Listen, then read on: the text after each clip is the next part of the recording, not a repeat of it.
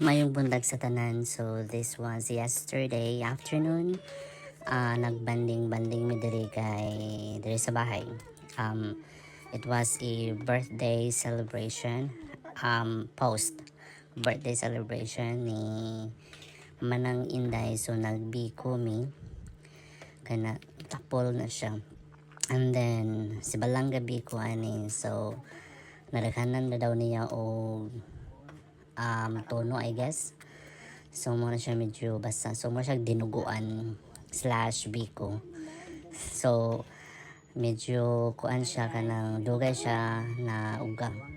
Daghan na siya sabaw, pero actually yarang gipanukan na later on.